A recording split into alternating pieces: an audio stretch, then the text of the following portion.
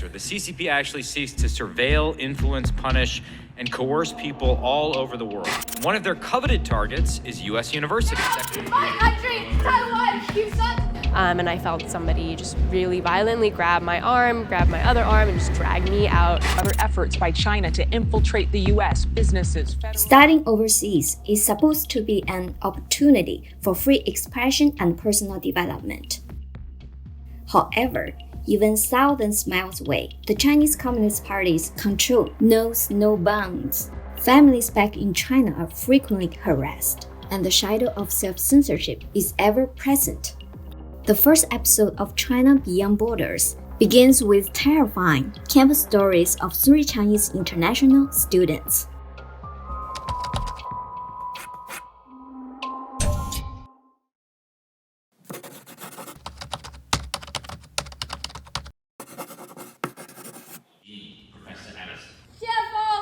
On April 20, 2024, Xie Feng, the Chinese ambassador to the United States, was invited to give a speech on China-US relations at Harvard University's Kennedy School. His speech was interrupted 3 times by student activists. During one of the protests, a female demonstrator was dragged out of the venue by another male student. Xie Feng, you've come to paint the illusion of a prosperous China, but your hands are painted with blood. You've robbed the Hong Kongers of the most fundamental freedoms and devastated their democracy. Now, my country, Taiwan. And I felt somebody just really violently grab my arm, grab my other arm, and just drag me out of the seat. You can see in the videos that I'm like falling over because he's just dragging me. And he pretty much dragged me almost to the exit until the Harvard University Police Department was able to intercept us. And the man who dragged Wu Tinghua out of the venue was later confirmed to be Zhou Hongji, a Harvard University graduate student and co-chair of Alumni Relations for the university's Chinese Students and Scholar Association. The CSSA has long been regarded as being tightly controlled by Chinese authorities. Well, as I said, the CSSAs are intricate or have a relationship with the United Front Work Department. They operate as a sort of entity that drives the messaging of the CCP in the United States. I think that there are a lot of instances where the CSSA does seek to prevent any sort of discussion or campus event that does not put the Chinese government in a good light. The overseas civil organization China Human Rights Accountability Database has discovered that Zhou Hongji is a typical second-generation rat. His father is a member of the Standing Committee of the Sanya Municipal Party Committee and the head of the organization department in Hainan Province, while his mother is a cadre in the organization department of the Central Committee.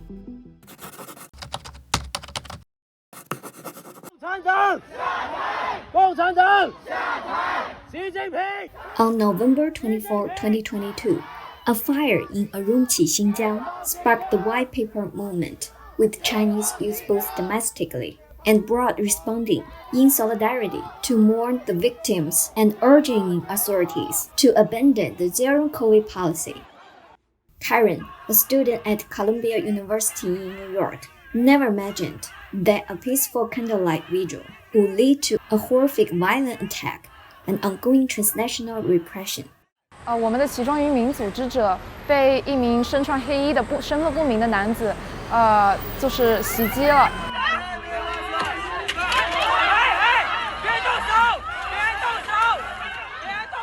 他大概就是朝他的面部打了3拳之后，然后说自己也是一名哥大的学生，然后就离开了。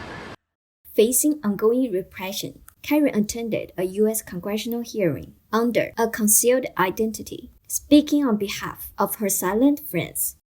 Many of my friends, and more this year, are experiencing intimidation, harassment, and interrogation.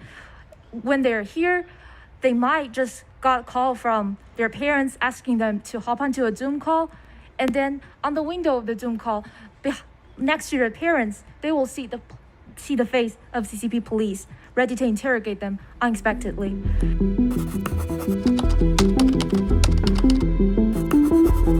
Transnational repression, I would divide it into two categories, formal and informal. Formal repression is carried out under the orders of the Chinese state by government workers, while informal repression is carried out organically by CCP supporters who are emboldened by the CCP.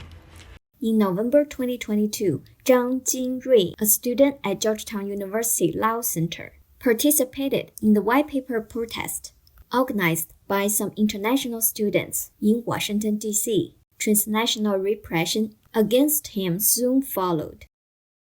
And harassment from CCP supporters, the informal ones, began 40 minutes after I made my first public political statement.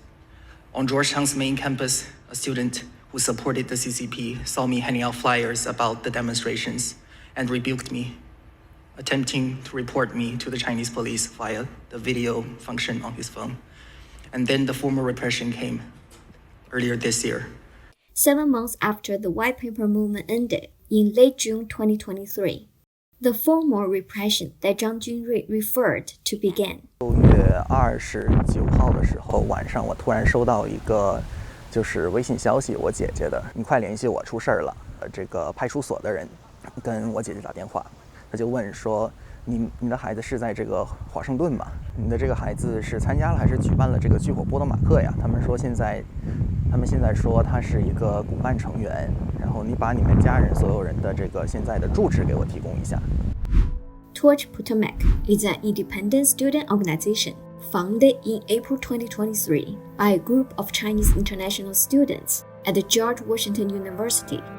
Shortly after its establishment, the families of several students involved in local democratic activities were harassed by the police in China. They were accused of having ties to the organization, and Zhang Jinrui was one of them.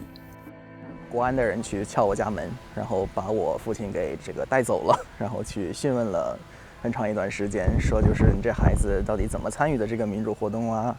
你这孩子平常在中国时候他是不是爱党爱国呀？如果不是的话，你一定要教他多爱党爱国呀。然后这样子是不行的，也没有用的。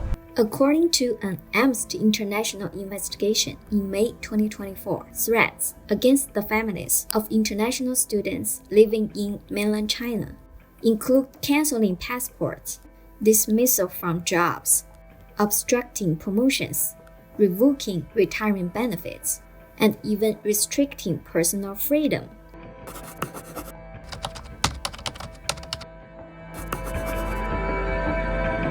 American university campuses are meant to be places for the free exchange of academic ideas and viewpoints, where international students can expect to have a safe space for full freedom of expression. However, under the pervasive surveillance and infiltration by the Chinese Communist Party, their sense of security is diminishing. We maintain a database of cases of transnational repression, physical incidents of transnational repression, like detentions, assaults, kidnappings, unlawful deportations. We find that China accounts for roughly a fourth of the over 1,000 cases that we've tracked since 2014. For example, agents of the CCP surveil students through apps like X, WeChat, Instagram. They also strike students in a particularly vulnerable spot, which is their family members back home.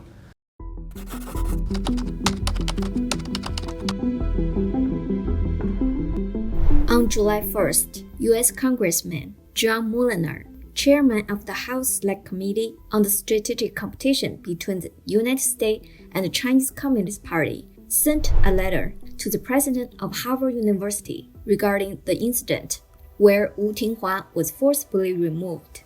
The letter raised concerns about possible transnational repression by the Chinese government and questioned whether international students from China at Harvard University were involved in harassment and intimidation of critics, action potentially encouraged by the Chinese government. According to a report by Freedom House, only a few universities in the U.S. have responded to transnational repression.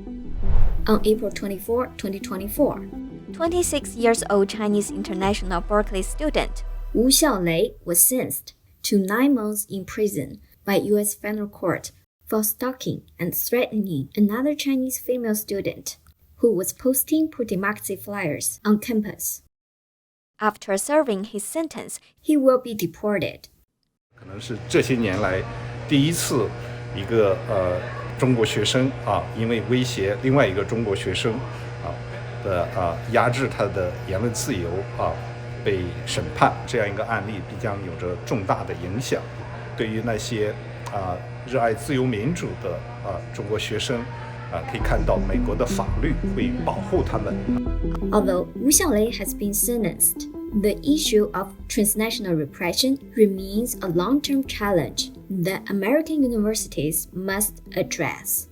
Transnational repression isn't always obvious, and you can't always directly trace it back to the Chinese government, and so that's what makes it such a scary problem. In response to the increasingly severe transnational repression by Beijing authorities, Chinese international students in the U.S. have made two major policy recommendations to the U.S. Congress. The first is to compel the Chinese Student and Scholar Associations, known more common as CSSAs, on American campuses to be transparent about their funding sources. The second thing, I think, is to urge university to establish a comprehensive response mechanism and support network for students facing transnational repression.